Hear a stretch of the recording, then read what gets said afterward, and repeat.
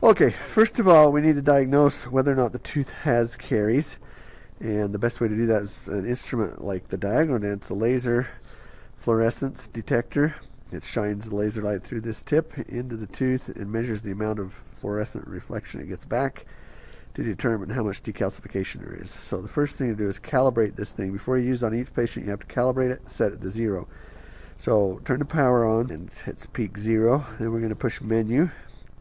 And we're going to hold this button down to calibrate it. You'll hear it start to buzz. That means it's calibrating. Put that tip right in the center of that yellow disc and just let it do its job. When it's done, it will give you the 88 signal, which says it's calibrated. So then we're going to take this to the mouth. We need to set it to 0 because everybody's teeth has a different translucency, a different configuration. So what we're going to do is set it to 0. I will put that on the tooth and then hold that button down until it beeps, and then you'll see it says set to 0. It went too fast. Let me do it again. So look right here. When I push that, and I'll hold the button down, set to 0. Okay, so now we're good. We've got the same density as his teeth, so we can check all his teeth for caries. We come and we see a little spot like that that looks like it's a little stain. We can put that on there. You see it starting to sing. It sings at 11. 16 to 20 usually means there's decalcification to the dentin. So I usually don't worry about it unless it goes over 20. 11 I'm not going to get excited about. There's another spot right back there in the back. We'll check that one in the central groove. It's going to give me a 12. And then I'm going to kind of just rotate it around medially, distally, buccal, lingually to see if there's any other decay around there. I can get it up to a 13. We'll go back to that last spot, and you'll see me rotating around. As I rotate around, oh, that's got pretty significant decay into the dentin. So we're getting a high value is 49 we got out of that one. So you see this is the indicator of the current. This is the indicator of the highest value you've gotten as you rotated it around. So you'll see those two values. Now that I don't have it on a tooth, the moment has changed, but the peak value that I got off that tooth was a 49. So you can write that in their chart that you check that with a diagonal dent and you got a reading of 49. That's your justification for wanting to do something to correct that tooth. You see that one, peak value is hitting a 35, 36. So that one's something under there as well. And when you look at those, you really can't tell. I mean, it's just a stained spot. It looks like any other stained spot. It's not really identifiable. The only other way to diagnose that is to cut into it. But if it's just stained, you don't want to damage the tooth by cutting into it. Then you have to do a filling for sure. So this is a great little tool, this diagonal dent. It tells us that there is actually decay under that stained spot and that we need to go remove it and take care. Okay, you can see once I get that light on there, you can see right down there that there is already a PRR in there, and that will affect your readings. But I can see a defect to the distal of it, so I suspect there's recurrent decay.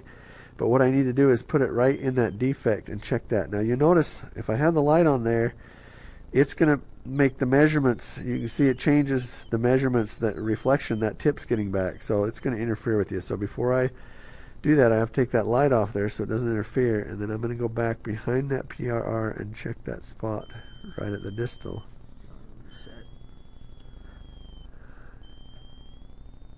And it does have decay distal of that filling. Now you'll notice if I put it right on that filling, it gets a different reading as well. Not quite as high, only goes to 23. When I go distal to that is when I get that higher reading. Now, as long as this is still on and still in use, you're okay. But if this shuts off, it does have an automatic timer to shut itself off. So if it shuts off, you have to go back through the whole calibration and set to 0 process. Now, one thing I want to show you, we want to survey the field before you start cutting on anything because it's going to affect your final restoration. You can see this completely flattened area out there. No triangular ridge. Like here you have a nice triangular ridge, nice grooves. Here it's completely flattened on the buccal and the lingual because that tooth has been an interference. and he's been banging on it, bruxing on it, and it has completely wiped out the anatomy on that. So when I restore this, I'm going to have to be careful that I don't bring any restorative material up these edges, or I'm going to have it high in occlusion and it's going to bother him. So just kind of survey your field, make sure you know what you're up against before you cut and forget about it. So what I'm going to do is just stick the needle of this right in that decayed area, and we're just going to open that up. Oh, that's sensitive.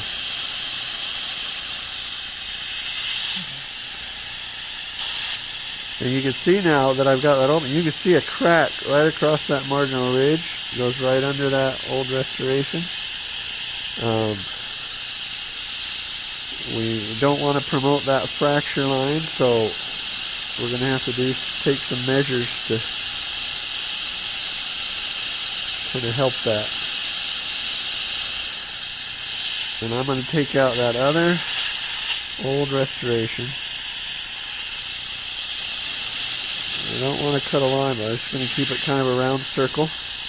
Alright, so we look in there. We're going to stain that with some biofilm indicator to make sure that we don't have any biofilm. Okay, we got that stained. Let's go ahead and wash it off.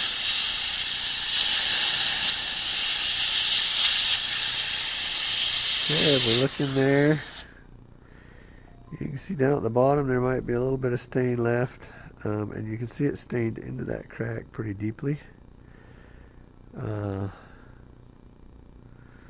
So we kind of want to help that out. So let's just put a crack stopper across. Bevel this a little bit.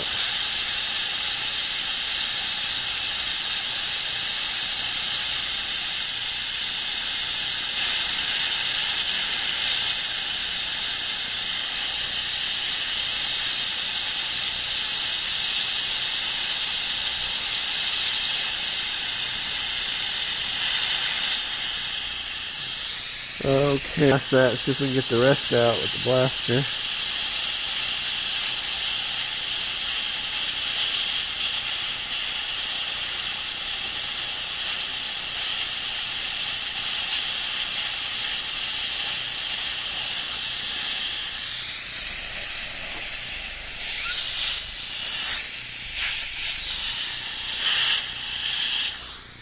Stain it up one more time to make sure we've cleaned it all out.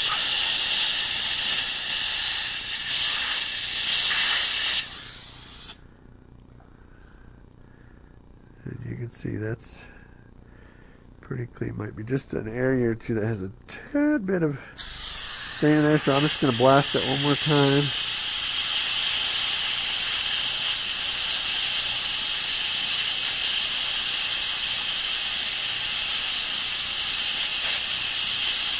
Just rotate that tip around there.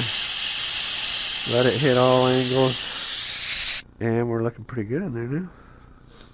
Alright. So, let's go ahead and etch. What I'm going to do is I'm going to go back because I got a spot, a stain or two up there. So, we're going to correct this whole occlusal surface at the same time. And I need to blast those other spots.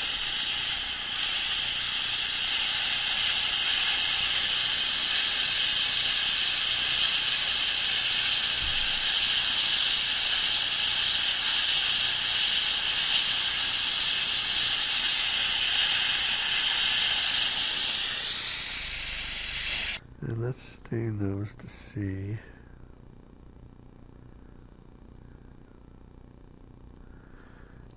Okay.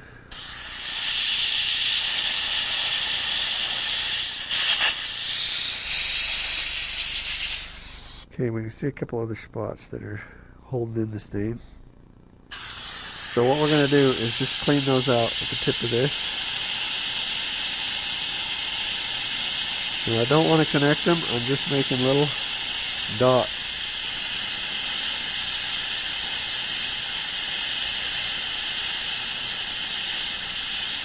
One on the lingual groove.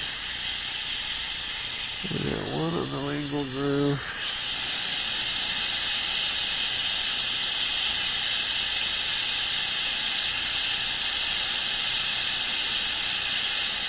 Remember, it's better to have isolated points, little dots, than to have connected dots.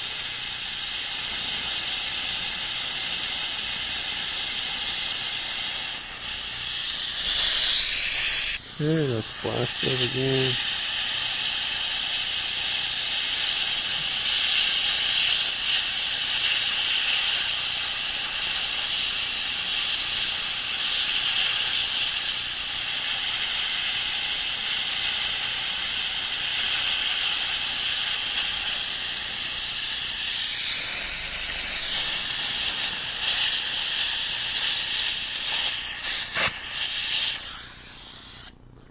Okay, we got all those cleaned out. So we're ready to etch. We'll etch in enamel first. Okay. Now what I like to do is get my Explorer and just kind of make sure that gets all the way down into that. And I'm going to drag that etch down into the dentin on that bigger hole we made in the bottom. Just want to make sure it's contacting all those little potholes I put in there, because if it doesn't get all the way down in there and contact them, it's not going to prepare that surface for micromechanical bonding. So after about 20 seconds, we're good. Wash that off.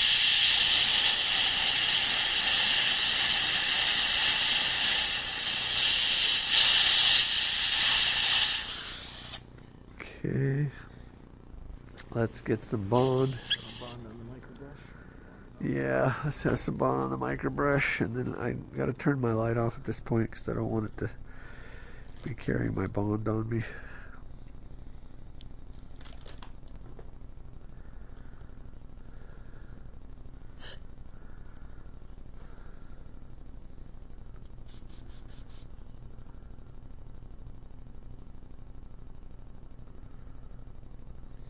Activate that.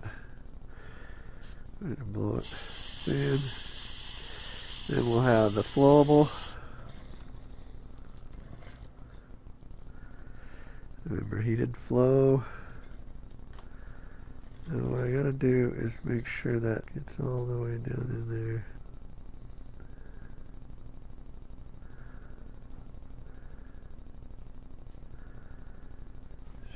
So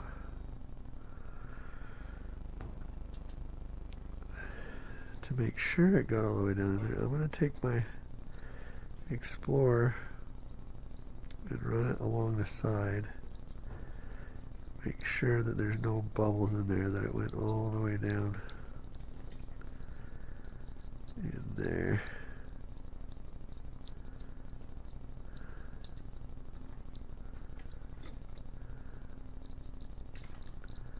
You see that little bubble came out of that mesial pothole there.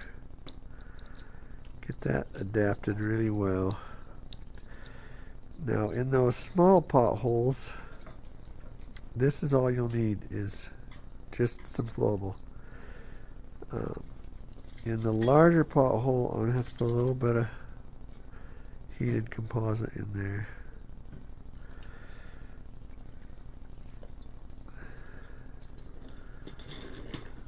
Put that right down there.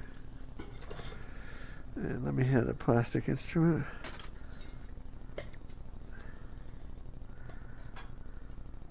I'm going to just wipe that excess off.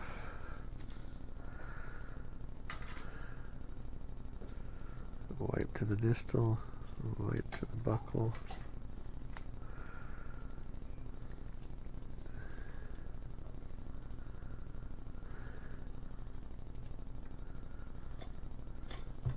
And that green switch on. It's the vacuum switch.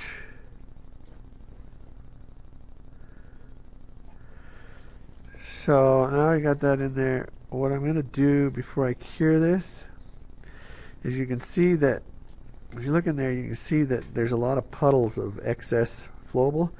So to help myself out and clean up, I'm going to take that brush that I put the bond in with, and I'm just going to wipe out the excess, just gently wipe across it,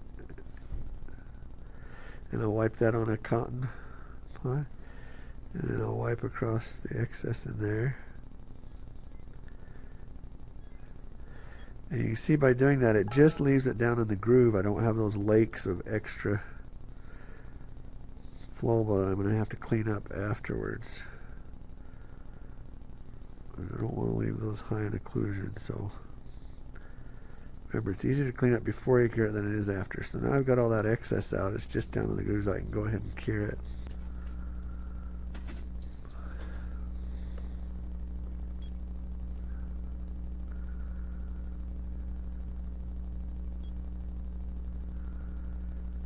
Notice I'm moving that a little bit constantly because that puts out a lot of heat. And being that close to the tooth, if you're just all in one exact same spot at the same time, it can become quite uncomfortable or maybe even damage the pulp. So I just kind of keep it moving back and forth a little bit.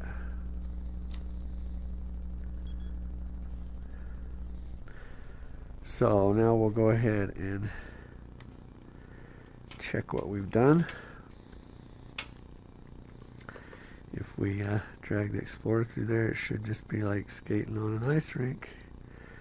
Should just like slide through all those grooves just normally. And you can see we've I kind of beveled around that cracked area to kind of tie that in a little bit, give it a little crack stopping action as I replaced that. Right here, a little bit too much came out when I wiped off the excess, so I'm going to ask for a little more flowable. And I'm going to put it in those two little potholes right there. It's always good to check, make sure that you didn't lose all your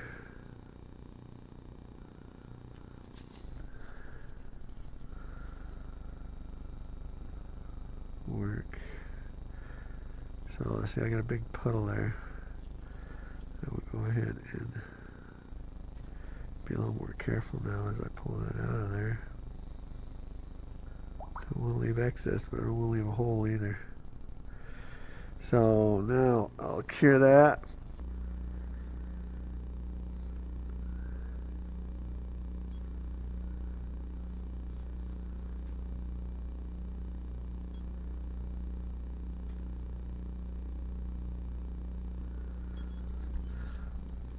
Okay, let's evaluate that with this Explorer one last time. Excellent. We love it. Let's go ahead and take this dam off and check the occlusion, and that's our PRR is done.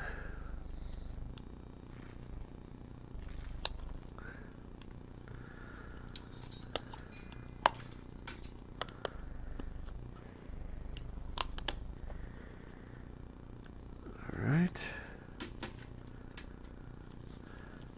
Now you see he snuck in a swallow there on me, and it got that all wet. The paper doesn't work too well on that, so I want to dry it off, but before I check it with the paper, go ahead and bite and grind.